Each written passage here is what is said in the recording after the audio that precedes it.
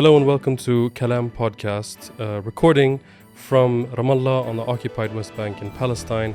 We're sitting in Sardab studio, and today we have with us Inès Abdel Razek, who is the co-director of the PIPD, which is the Palestinian Institute for Public Diplomacy. Inès, welcome to Kalam Podcast. Thank you for taking the time to speak with us today. Hi, Edgar. Thank you. Good to be with you. So, do you want to just explain what the PIPD is, and what it does to those who don't know? Yeah, so we are an independent, non-governmental association, NGO.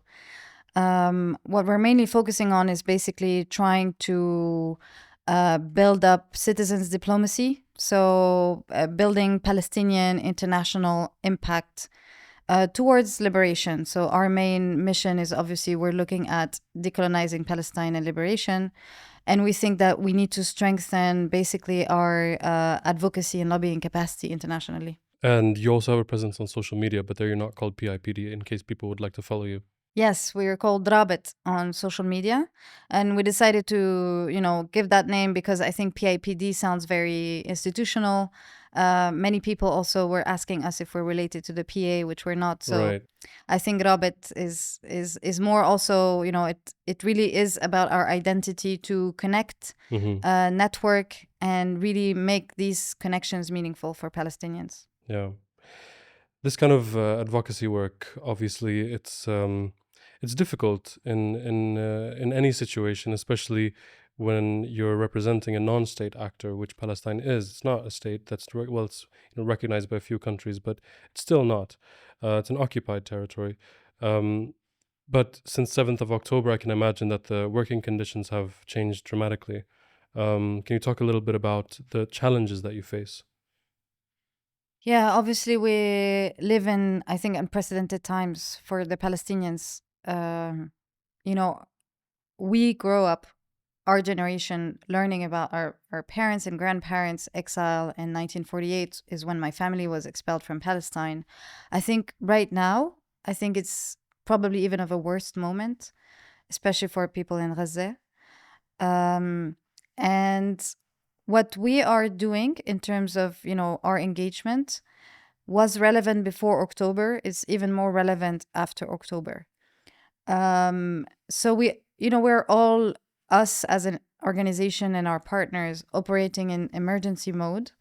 But I think somehow we have seen that the past 5-6 years, so we're not an old organization, we're like 6 years old. Yeah. And the past 6 years, we have built something that has allowed us to continue being steadfast during this period, in terms of making sure we have built some connections, we have built some credibility, we have built some alliances, we have built some solidarity. We have built also among Palestinians a stronger way of being organized. Because I think as Palestinians now, especially since 2021, when there was the Sheikh Jarrah uprising and uprising all over Palestine, since then, I think we've seen that there is a lot of good Palestinian voices, spokespeople, people who are out there, who are either have a social media presence, a presence on the ground, on the media. So our voice is out there. I think what's still, work in progress, and what we're working for is how do we organize that energy? How do we organize and support also our people who cannot speak for themselves? How do we really organize our efforts in a way that, can really make an impact? And the impact we need is clear, is we need to isolate Israel worldwide. I was about to ask, how is that going? But maybe I can phrase the question a little more specifically. How's the outreach going to the Western world? Because obviously, on October 7th and October 8th and October 9th, there was kind of this frenzy of anti-Palestinian sentiment, I think. Now, during the spring and maybe the past 2-3 months, the tide has turned somewhat. But how, you mentioned you had built up alliances and you had built up this kind of trust. How was it to try to convince people to keep caring about the Palestinian cause when the 7th of October had just happened? So I think the theory of change has evolved a bit in a way that how do we make change happen? since October, we have geared our efforts differently, and that's also work in progress. Why? Because in the West right now, you clearly have a generational gap. You have the Gen Z, like the younger 18 to 25 years old, who are with us. And I think they give us hope. And these are the people, the grassroots, who we can build alliances with, who we need to empower so that, they will be in power one day. And I think we can see it through the US campuses, encampments, and the European encampments, all of that. That is happening organically, but also because they're a generation that's just better at being engaged, much more than when we were at university. And so I think that's a realization that, one, we need to stop trying to convince the current governments and the current people in power to support us. They won't. And if they do, they don't really. They will maybe say, okay, well, I will recognize Palestine, but that will be a symbolic gesture, and they will continue to sell weapons and trade with Israel. So we kind of moved away from advocating directly policymakers in the West, because it's really useless, or it doesn't build the change we need. The change is built from the bottom up right now, which is the younger generations, the public opinion, and really some thought leaders. After October, we've been speaking with celebrities and some art sector people who really, they have their heart in the right place. They just don't know what to say. They're afraid of speaking. Yeah. And so that's part of the work we do behind the scenes. It's also, how can we empower people who don't necessarily know how to speak, when, through which platform, and what kind of protection mechanisms they can have so that they can be really building their solidarity. But in the global South, I think there is a shifting dynamic in the world, right? We have a global majority, also called the global South, of countries who are the majority of the world. Mm-hmm. And they are putting on notice the North, the West. And I think it's like, I think Gaza and Palestine at the moment, the genocide, the ongoing Nakba on our people, has become sort of a litmus test of who is really for a world with international justice, rights and decolonization, and who is not. And what South Africa has done at the ICJ, what countries are doing, taking steps in, like Colombia cutting their coal trade with Israel, Chile, who has tightened or like sort of severe diplomatic ties, and expelled Israel from a major arms fair. These kind of things are creating precedents, and they are shaming the North to, again, applying major double standards, and basically just, they don't really give a damn about international law. It's really about their own interest. And so I think that dynamic, we are building more efforts to be able to change and have like victories and power shifting in the countries like Brazil, Colombia, Chile, South Africa, these countries and more, where actually they can take decisions that are really impactful for us at the moment. Again, with the emergency that needs to happen, which is obviously a permanent ceasefire and end to at least the really horrible genocide ongoing. Yeah. I definitely want to get back to the way in which you're trying to affect change in the global South and the majority of the world, like you said. Sometimes people forget that. But I'm also interested in I want to hear you speak a little bit about the opinion polls that you've conducted and what they show specifically, because I know I've taken part of them in Kalam podcast. We've kind of it's kind of bolstered our raison d'être in terms of like why we exist, especially in the Swedish context, because you would see that a lot of the Gen Z generation just off the bat, just kind of like by default support Palestine. They feel like they should, but then a majority of them hadn't heard of the term apartheid before, didn't know what colonialism meant. So can you speak a little bit about, like, I guess the kind of things that maybe sound positive to anyone who supports the Palestinian cause, and the things that are a bit more challenging in terms of the polling that you've done in the West? Yeah, so with the polling we conducted one last year that we didn't publish, and one this year we published. Mm-hmm. What the comparison shows is actually in the overall population, there was not such a shift in the public opinion. My instinct was that the shift in public opinion in Europe would have changed more. We conducted the polling in Italy, Sweden, Germany, France, and Belgium, with obviously very wide differences when it comes to these countries as well. So in Belgium, the vast majority of the population is actually really supportive of Palestinian rights. Mm-hmm. Where it's not the case in France or Germany, for example. And you didn't expect this was surprising to you? No, it was not that surprising, but I think it's important to note because we cannot just generalize in terms of Europe. Yeah, sure. So the dynamics are very clear, though, generationally, as you say. The 1824 and sometimes 1835, I mean, clearly there is a huge support that is much clearer than the older generation. Mm-hmm. And they're also more ready to take action. They also get their information elsewhere. So while the majority of the population still get their information mostly from TV, turns out obviously that the youth, they get information on Palestine primarily on social media first. So obviously that changes the dynamic because, this is the first genocide that is live streamed on social media by its victims and also by its perpetrators. Like you see the Israeli army doing TikTok videos with their crimes against humanity. So I think what's really important is that generational, element. But what the polls also show is that actually, even if they're, as you say, instinctively supportive, they're not well informed. Yeah. Because the majority of the polls, what it shows is either people don't know and they don't want to express an opinion, or they actually say that they don't know enough. So our role in the Palestinian movement to defend our rights is to be able to inform people.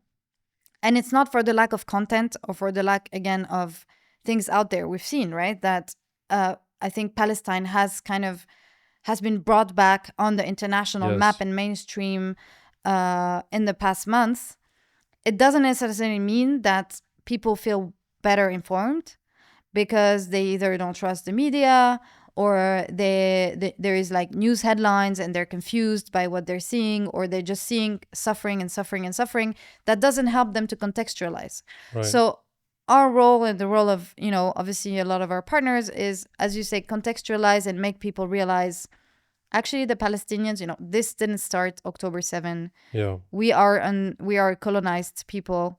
The sort of the colonial Israeli project has been steady over the past century, Zionist and Israeli, and it has had several components: ethnic cleansing, apartheid, occupation. These are different systems that they've put in place for the same purpose all along, which is expelling us from our homeland, whether it's by killing us or, isolating us from each other, or just, kicking us out. So I think that's important to understand, because that's where a lot of investment also needs to be done, which is that grassroots, that people who are with you, who have their heart somehow in the right place. To have your heart in the right place and then to take the right type of action and actually go, to mobilize and organize, there is that long way where you need to really invest in. In education, I guess, yeah. So how does advocating in the global south differ from the West? So you have obviously that element, because a lot of in those countries, I think what's been happening is there is also much less Palestinian presence. So we right. Palestinians, we have a lot of our diaspora, people in exile that are in the Arab world, in Europe, in the United States, and I think the Palestinian Authority and the Palestinian, former leadership and so on, they've always invested a lot in their relationship with the West. Because the West gives money, they have the power, the US decides, they are the biggest obstacle. That remains true. They are like the major player. The question is, how do you pressure the US, right? And that's where enters into place, like how can you shame the US, isolate the US and Israel, which are kind of two sides of the same coin. Israel is supported by the US in this. So in the global south, you need to get more friendly governments to take really further actions and detach themselves from either following the US policy or to kind of be fearing the US hegemony, and also building their own alliances and power structures to pressure externally. And it's a population that's less informed. So often they just, we just need to invest also in them understanding better the context and the situation, and hearing from Palestinians. Again, because the presence is less, active. And that doesn't mean there's no diaspora. So we are investing also in countries where we can, we're a small organization, but we have a movement in the making in many places because of the Palestinian communities that exist there. So I think part of our strengths, we always say it's our people. We're 14 million and only 7 are in Palestine. So I think we need to remember that. I think we need to invest in that, because our movement, will not be complete if we don't include the refugees and, people in the diaspora. So what are the conditions under which you operate here on the West Bank? Because you're obviously a human rights organization, an advocacy organization talking about Palestinian rights. You yourself, this organization is also under occupation. In a way, sometimes you'd kind of be reporting about your own situation. So what kind of challenges do you face in terms of the Israeli occupation in your sort of day-to-day work here? So first, we're not a human rights organization per se. I like to make the distinction because I think there is great human rights organizations. Our scope is wider. I think our struggle is a political one. I don't think it's only about human rights. And I think we need to be able to go all the way if we want to decolonize, to speak about our entire spectrum of rights, self-determination and collective and national rights, stuff that might not necessarily be strictly included in the human rights scope. So I think it's important to talk about that. I think look, many of the Palestinian organizations, we have to operate in many different ways in order to survive. And ours is the fact that our audience is internationally. It's international, it's outside. Is it mainly international, your audience? Yeah, because our mandate is really about building that international power for Palestine. So, which means that from, we're kind of under the radar locally, and we're trying to maintain some of that this way. It also means that we need to be taking just security measures that are not necessarily significant, but our team is not on the website. I'm not on the website. At some point I went out of Twitter. I'm not on Twitter anymore. Is this because of sort of fear of repercussions? Yeah, because of my local situation. Yeah. So it's like there are compromises we need to do. And same with the PA. We are. Look, we don't have it's not a confrontation, but it's also keeping cordial distance. I think again, operating in a way that maintains our ability to operate.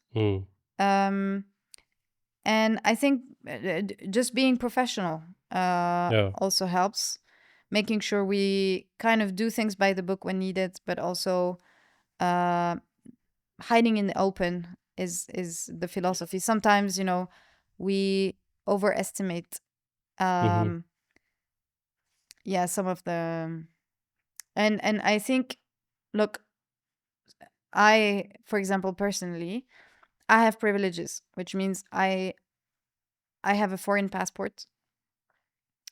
Some of our staff are the same, like they're like sort of, some are based outside because they cannot even enter. Right. So that's not even an option. Like our remote operations also is because some of our staff cannot even come.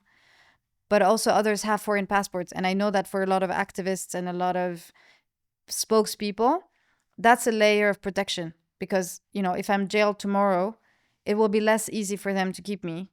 Yeah. And I think that's, you know, it's a privilege we need to be using wisely, but I think we need to be aware of that. Yeah. So obviously there's a genocide taking place in Gaza. As you mentioned, it's a lot of people are saying that this is worse than the Nakba of 1948, 47 and 48. At the same time, we're seeing Palestine has been put back on the international map. I mean, I would say it's pretty much top of mind for anyone interested in politics in general. It's quite hard to ignore. Do you think that there's, can you speak about the kind of momentum we're in right now, and if we can talk about sort of taking advantage of that? Yeah. Yeah, it's always difficult to kind of talk about, you know, silver lining or taking advantage, because I think the sacrifice is really too high. Absolutely. That's what I'm getting at. And I think that's what really needs to end. I don't think we can say, you know, this needs to continue for visibility. That's Of course I've not. heard people say that in the, you know, That's in the insane. back. It's terrible. But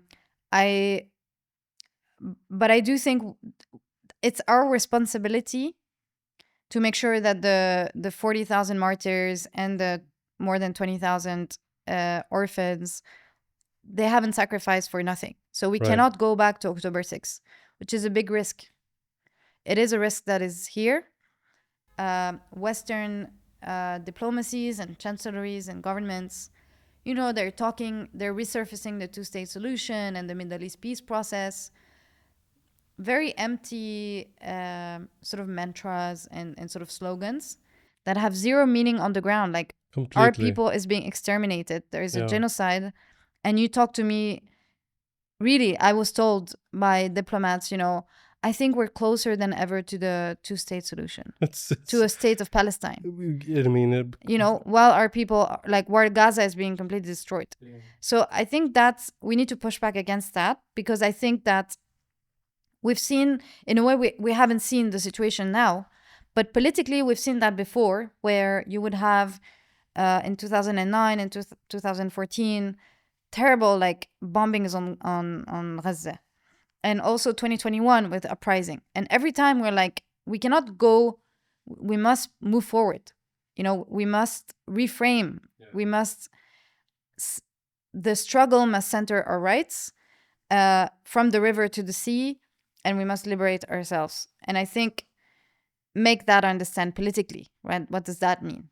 And I think that every time I think the Israeli regime is really kind of putting all of its power into making sure that they create new facts on the ground that are normalized. And then we're kind of discussing, negotiating just where we were, like, just, you know, just a step again, like they create more settlements, and then it's about removing that outpost. They destroy Gaza, and now we're going to talk about reconstructing Gaza, not ending the siege and not liberating Palestine. Yeah. And I think that's the danger, that we you know, all of the efforts will go to, let's go back to October 6th, to what they call calm and peace, but actually it's just more violence against Palestinians. Yeah. So I think that's really our responsibility to make sure that doesn't happen. And we have that moment. I think we cannot let that go, because it will be, it's existential, I think, for our people now, and our struggle. So it's about changing that software, changing the fact that you cannot talk about peace negotiations that has no meaning. It's also so counterproductive and absolutely disconnected from the power dynamics. You have a regime that is a nuclear power, that has the support of the biggest power out there in the world, and you're telling Palestinians to go and around the table and negotiate? I mean, what do we have to negotiate? We already lost everything, and not everything, but like too much. So I think it's about reframing that in the sense of like the people, if they want really to support us, the first thing they need to support is dismantling the settler colonial power and apartheid. Yeah. I've taken up a lot of your time. I'm very grateful for it. But before you go, I'd like to ask you what is your take on the state of Israel as of this moment? How's it going for them? I think they made many mistakes, actually. I do think they ride on a very, unfortunately, still very strong Western support. Mm-hmm.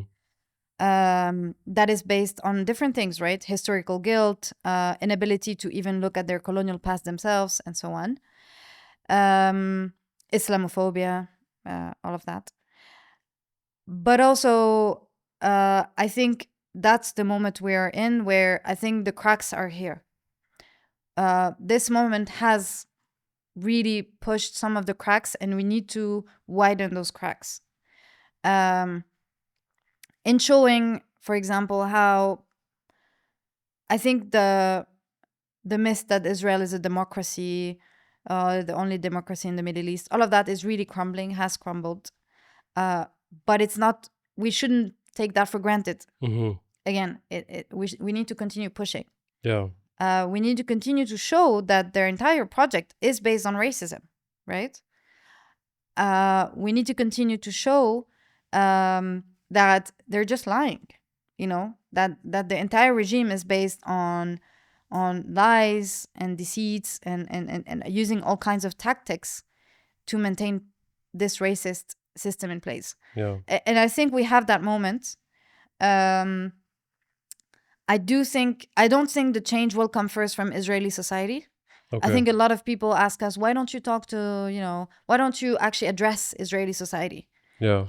I don't think the change will come first from there. I think no group in power has relinquished their privilege and power just simply willingly.